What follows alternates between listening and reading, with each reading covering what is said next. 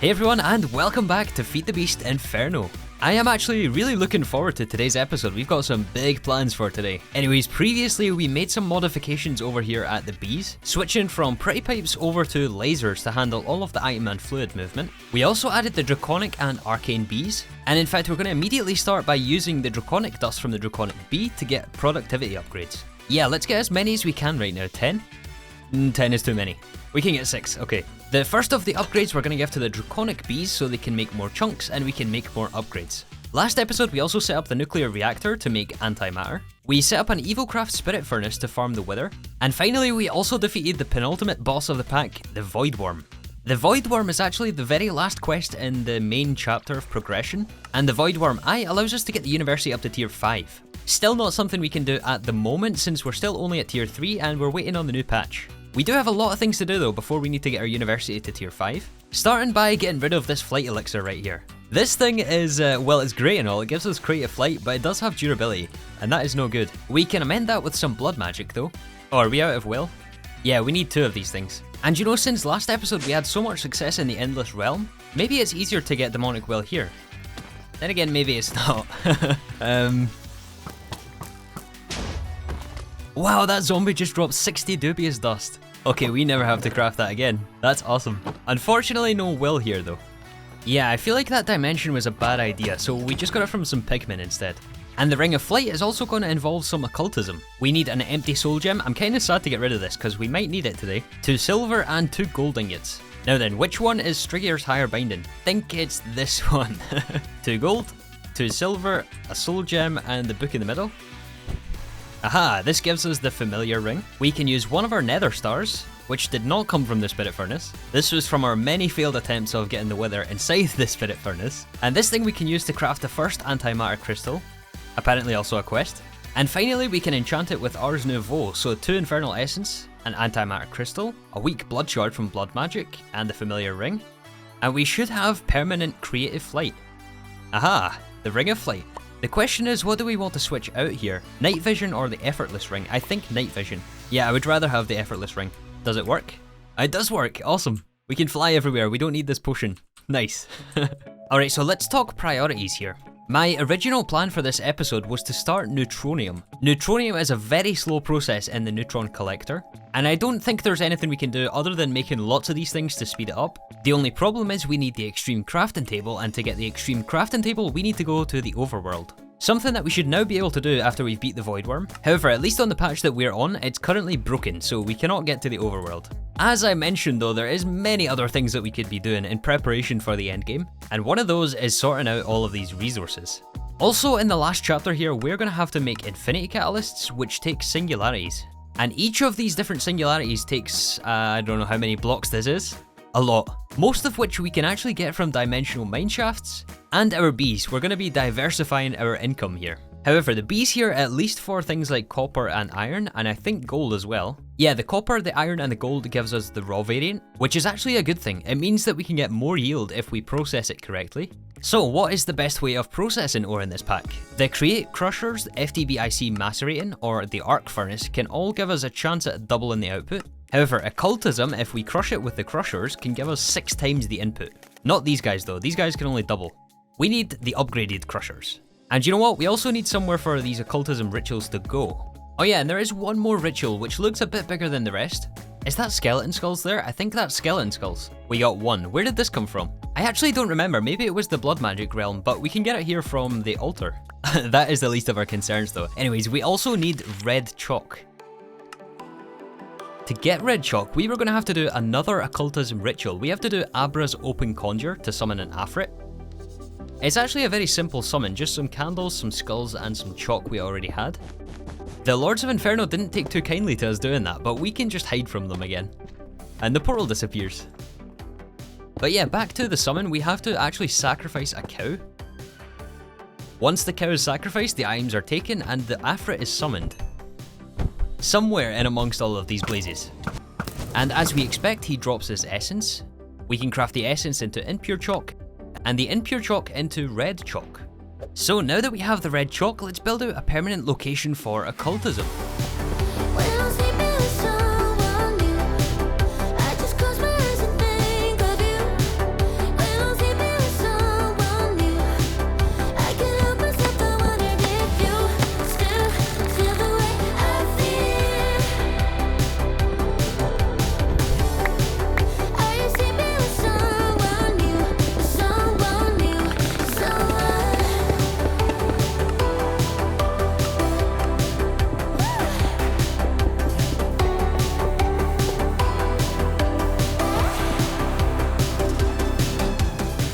The crate crushers are such a cool mechanic, and we're going to be making good use of them today actually. But yeah, I decided against putting occultism underneath. I feel that the area would just be too large underground to fit all the rituals in, and there's still actually a handful that we need to finish the game. The first one being to summon the Crushers. Aha, there he is, the married Crusher, who is basically the big brother of the Foliot Crusher. And in fact, I didn't know there was 4 tiers of Crushers. This guy obviously being the fastest. It's honestly not too expensive given what this guy can do. Let's get 3 more. There's 2. There's 3. All of the Crushers are going to help us with ore processing, something that we do in almost every pack that we play. It always ends up slightly different though, and I think this time is going to be no exception. Alright, so let's break this down. Step 1 is to think about the resource generation methods. I have crafted up 4 more dimensional mineshafts and 4 more genies. We still have to put unbreaking on the rest of these guys because these do have durability, as you can see, and they are also quite slow. But that is why we have the bees to supplement the system also. We will get around to integrating the bees later on, let's just focus on the mineshafts for now. So underneath all the mineshafts we have lasers, and that takes all the items from the output, and we'll put them all inside this drawer controller. They are all connected via this connector, which basically just extends the length of the lasers. So they all have extraction cards on the top face, and then the one on the drawer controller has an insertion card on the top face. So next what we want to do is think about how we want to process all of these ores. So let's start with the ones that are going to be crushed first of all. The Crushers are going to sit in these little cages. I accidentally gave this guy some copper and yeah, he's going to be spitting out items everywhere, so let's keep him in the soul gem. And actually, I think before we proceed, I might move these guys back a few blocks. I'm also not so sure that I like these glass panes. They might be too distracting here. I'm curious if iron bars would look better here. I think it might because it's more of a connected texture. And it should keep them in place because the hitbox on the iron bars should be the same as the glass panes. Yeah, let's test just to double check here. I don't think this guy can get through. It doesn't look like it. I'm pretty sure there's a way to bind them to a location, but I don't know how to do that, so we're just going to use iron bars to keep them in place. I read somewhere that there's also some sort of decay mechanic on these Crushers, so maybe we have to replace them every so often, but actually I didn't realize how restrictive these guys were. And by that I mean they can only crush 4 different types of ore, which is not exactly ideal for us. I plan to crush everything with these guys, but we're gonna have to get into some other processing over here. But the 4 that they can crush is definitely the most efficient way to go, so that's the way we're gonna pick. We're gonna use these Engineers Decor's Factory Droppers. We need some Laser IO basic filters, and we also want a drawer controller slave. So the ones we want to send are gold, copper, iron, and silver. There is potentially also isnium as well. Wait, do we get isnium here? We don't. Okay, so we don't have to worry about isnium then, so it's only 4. In that case, what we're going to do is have a laser node on each of these droppers. We are going to put the controller slave above the drawer network, up here. The controller slave here has access to everything inside the drawer network, as you can see in the tooltip. It's almost the same as the drawer controller, but you can only have one of these connected to the drawer system. And I want to keep the lasers down there separate to the ones feeding these droppers. So actually above this is where we're going to put the item laser. On the bottom face, we want an item card on extract, and we definitely want to enforce round robin. No, actually we just want round robin true, and we can transfer 8 at a time. Oh, our machines are so slow in the base, it's laughable, honestly. These guys here are the biggest culprits, but there's no way to speed these up as far as I know. Unless we do it manually, but manually isn't the name of the game here, right? Alright, so I've hooked up all the lasers on the top side here. It's basically just an inverse of the one on the bottom, except now we're extracting from the drawer network, and it's all going to go into these lasers. We want an item insertion card with the filter on here for all the ores we want to crush. And we could technically do 1 crusher per ore type, but honestly these guys are going to be much faster than the dimensional mineshafts can actually generate as ore. It might become an issue later on with some things I have in mind to generate ore another way, but we can deal with that when it comes to it. So basically we just want to send everything into the droppers, not diamond. I think that was before I set the filter. And then obviously if we start turning these things on, it's going to spill out a whole bunch of dust everywhere. So we're going to use advanced item collectors, probably here, 1 for each, and these will also need a filter. These collectors will automatically output to adjacent inventories, so actually we're going to swap out this block with an entangled block, then the item collectors, and we can filter for iron dust on whitelist mode. Again, the ratios here are not exactly ideal, but we're doing this for symmetry because symmetry matters. So from here, I don't know exactly where this chest is going to go yet, but we're going to put it here for now.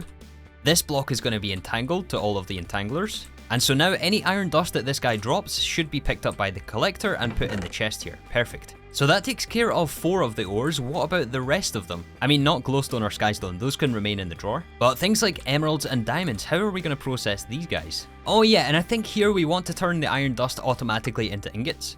In some packs I like to leave it as dust, but here I think we want to automatically smelt. First though, we take care of the crushing step, and that is where the crushing wheels is going to come in from create. I think this might take a cup of coffee and some thinking about, but I think I can manage to put something together that'll work here. We have to filter out the ones we want to crush, and then filter out again the dust we want to smelt. Easy, right?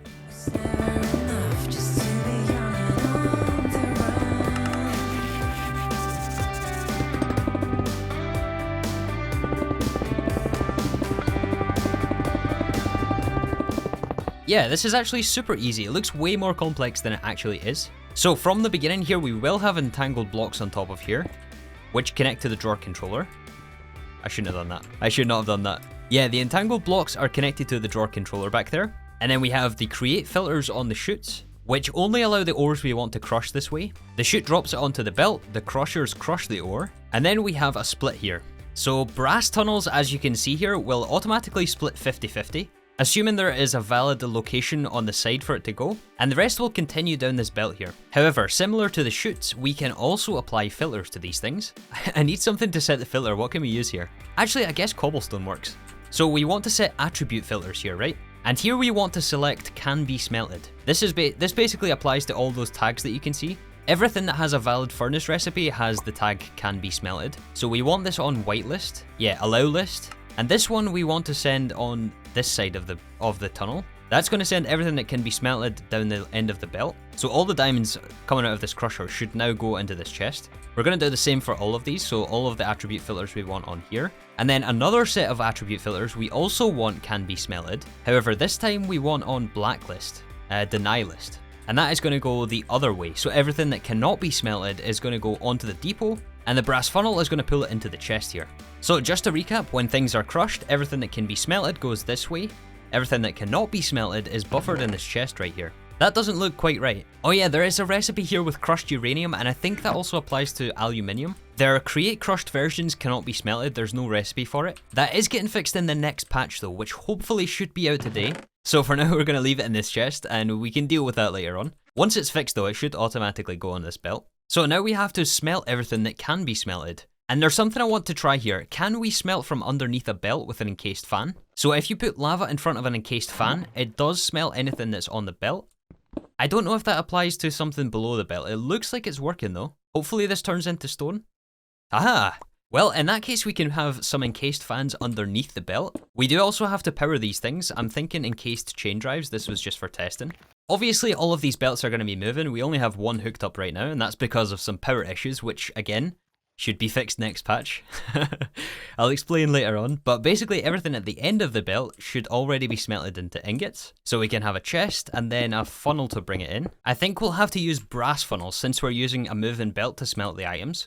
And this way we can also use the can be smelted tag on blacklist, and that basically ensures that none of the dust makes it to the end without being smelted, and everything in the chest should be ingots. Now we just have to hook up all of the fans, give them power, and then set up some sort of an output for all the finished products, which should belong in all of these crystal chests. I think a drawer network though would be more appropriate on the end here. So it's been a while since the beginning of last episode when we started the nuclear reactor. It's actually still running here, which is a good sign. No explosions yet, but yeah, we're up to 7,000 antimatter. And as you can see here, we've depleted some of the uranium fuel rods. Eventually they'll break and it means we can no longer run the reactor. However, I did craft up this blood chest, and this thing can repair anything with durability. Look at this. That's super nice. That is awesome. That pretty much means we don't even need uranium out of ore processing here.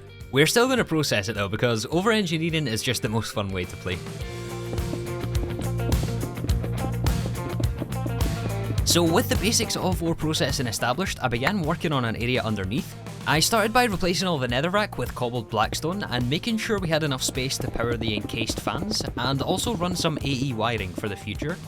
Obviously here the hand crank and click machine is never going to work for this. So for the power we actually went with a separate steam engine system. We should be able to generate enough rotational force to run the crushers, the belts and the fans. So I used a bunch of different gearboxes and shafts in various configurations to get everything spinning the correct way. And once we add in the lava, we should have everything smelted that runs over top of the belt. Now all we had to do was fix some of the filters for the item collectors. Add in some timers for the droppers. I found that a 3-second interval was best here. and finally begin to build the finished drawer system.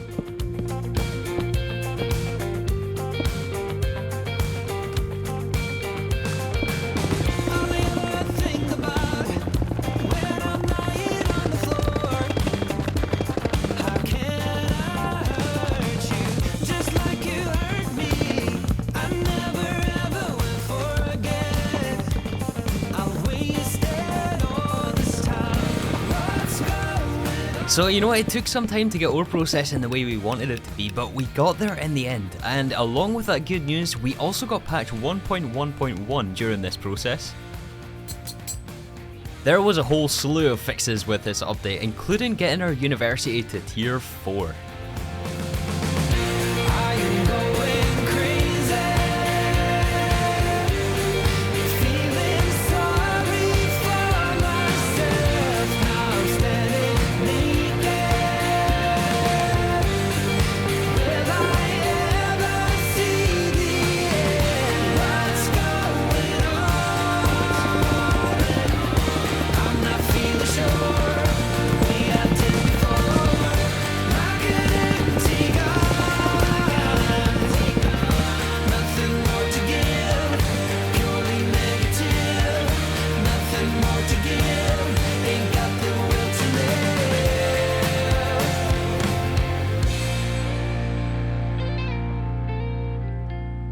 Yeah, Gabrielle, you're doing a great job on this university. Not quite finished yet. I don't know exactly what we're waiting on here. This thing is a pretty large building, probably one of the biggest in the colony, besides maybe the town hall. But it's close. It has to be close, right? Anyways, I have been extremely busy here around this base.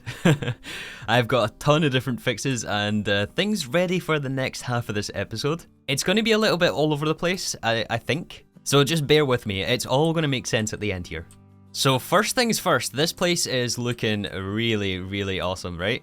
I think all the crushers are working. I've yet to hook up the rest of the entangled blocks here. We've only got one line running. But I did fix all the filters and everything seems to be working correctly, but we're going to come back to ore processing a little later on. First of all though, this is patch day, and you know what that means? That means a bunch of different fixes, including some of the things we experienced last episode actually with the Void Worm. If you guys are also playing this pack, it shouldn't actually be the case where you lose the drop since you now get it from a quest reward.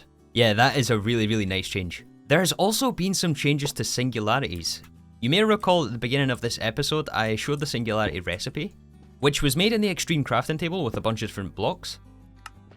Well, we can compare the old one with this new singularity recipe. There's quite a few late game changes actually. Yeah, I mean it's almost the same, we need a little bit more antimatter. This is a singularity star, so lots of nether star requirements. We're definitely going to have to buff nether stars. And the super dense plates is made from regular dense plates, is made from regular gems or ingots, whatever it may be. And this is all done inside FTB machinery. I don't know how we're going to power all of that, to be honest. Like, yeah, singularities here. We have the nuclear reactor, but that's kind of powering the antimatter constructor, so we may have to build a few more nuclear reactors.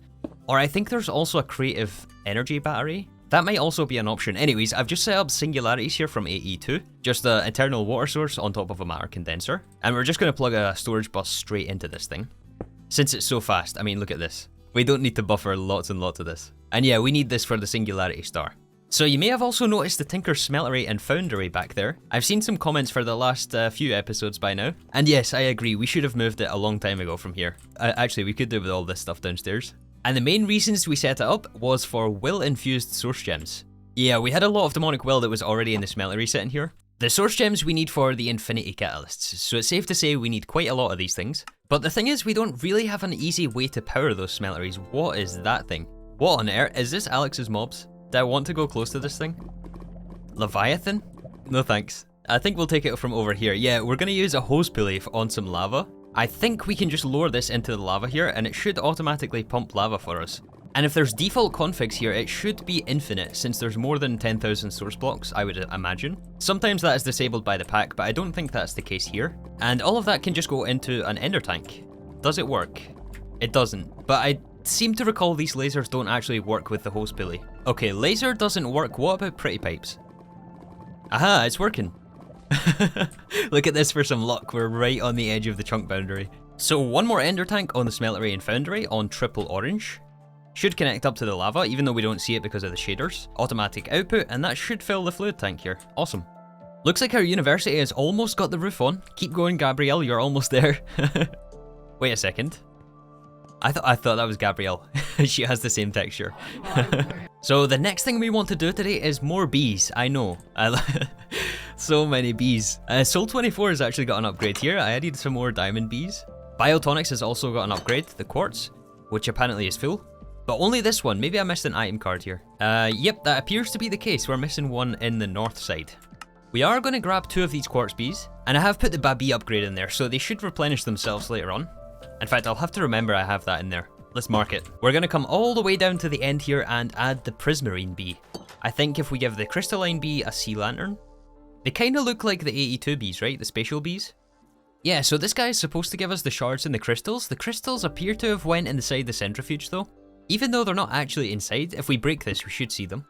For some reason, these centrifuges can accept inputs that they don't actually take, which is why I made sure that we have a priority on the insertion to the drawer controller. And when we set the drawer up here, there should always be space because of the void upgrade. Something else that just came to my attention there, when we upgraded to the new version, we now get something called crude enderium dust, which comes from the enderium bee. We actually no longer get enderium dust directly.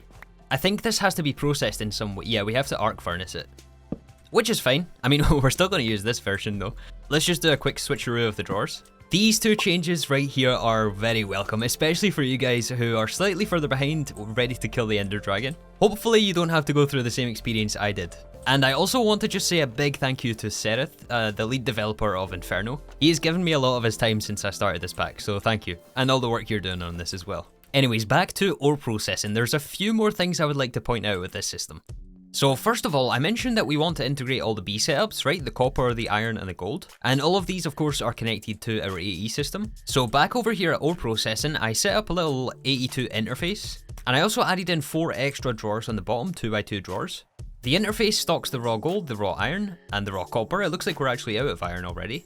And then we have a laser underneath to bring it from the interface into the drawer network. So we're effectively just transferring it from the drawer network at the bees to the drawer network over here. And the raw copper, similar to ore copper, can also be crushed by the crusher spirits. So I simply just added it into the filter here along with the ore variants. And Occultism is now crushing those ores, and they are now going into the obsidian chest here. This is the equivalent to that crystal chest that we had sitting in the middle. Except now we have the obsidian chest entangled, and that is what the item collector puts its contents into. So basically we're doing 1 crusher for 1 smeltery line. One of the other changes I noticed, I probably should have checked this earlier in the episode, but I had to change all of these filters to filter explicitly, and by that I mean filter the specific items in here. We are no longer using attribute filters. And the reason for that is not everything that goes through here has the can be smelted tag. In fact, I'm not even sure if anything does. That was a huge oversight on my part, so I apologise. But the philosophy stays the same. Everything that can be smelted goes through this side of the tunnel, and everything that cannot goes through this side of the tunnel. So yeah, all the filters have been changed on this side, and also the blacklist into the ender chest. And you may have also noticed there, since we're now in 1.1.1, well, we have recipes for things like uranium, tin, and aluminium, I think was the only ones that were missing. And all of those are used in the singularity, so we definitely want to make sure we process these here. Another change is that we're now using ender chests. All of these are connected, and they just go back to the drawer controller back there. And I think the last thing we want to do is also integrate these dusts.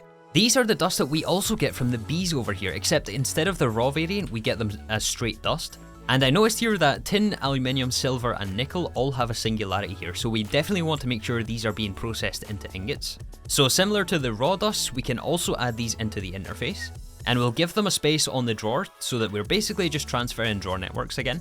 And that way we can also set the filters here, except instead of crushing these, we want to just go straight into the belt which smelts them. The trouble is, how do we actually go about doing this properly? One option would be to send them into the obsidian chests, but I don't want to block these chests for the droppers, especially since these guys throw items on the ground. So we definitely want to make sure there's always space for the item collector to put items inside here. Another option would be the very start of the chain here, which would also send it through the crushing wheels. I don't know if that destroys the item. Maybe. I don't know where that thing went. Maybe the crushing wheels destroy it if there's no valid recipe. That could be the case here. In which case that rules that out. So it means that we have to insert it at this point in the belt. Aha, well, not the most elegant solution, but I think this is going to work for us. If we entangle the controller again, actually we should set the filters first. Silver, nickel, tin, and aluminium on allow.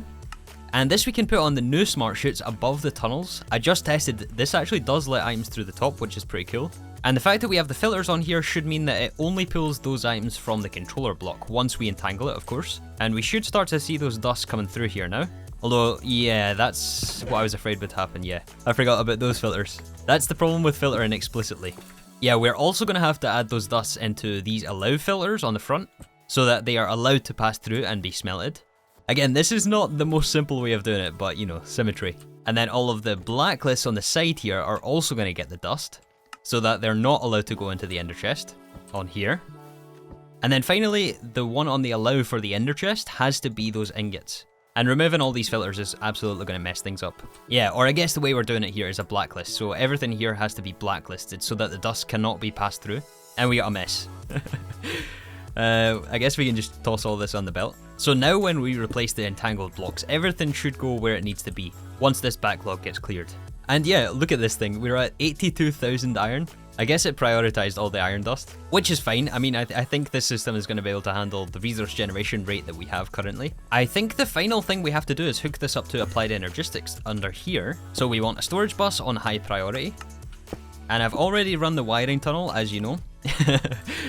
Oh, these wiring tunnels. They're so satisfying to pull off. They do take some time though. But it makes all the difference. When you do little things like this around your base, I think it makes all the difference. Yeah, so all of this should now be connected up to the drawer controller. Just verifying everything is actually locked here, which it looks like it is. All of these drawers have void upgrades, of course, and max storage upgrades. If we fill a full drawer, then I'm fine just voiding stuff. And now we should see like 82,000 iron in our AE system, which we do. Awesome. 7,000 diamonds. I'm told it's like 20,000, I think, to beat the game. So I think we're gonna have to do something about that next episode. And speaking of actually, how is Gabriel doing? Are we finished yet? I don't think so. However, this episode has went on pretty long here at the end. I'm getting a bit carried away. I definitely got a bit carried away earlier on. I tried to finish up some building around the base. I got this corridor all finished off. Cleaned up some of this part here with EvilCraft. I don't think any of this corridor was done earlier. So yeah, we are getting there. I think we're only 1 or 2 episodes off finishing this thing. Maybe 3, it depends how long it takes us to kill the last boss of this pack. Anyways, that is going to wrap us up for today. Thank you guys once again for watching, and I'll see you all in the next episode of Inferno.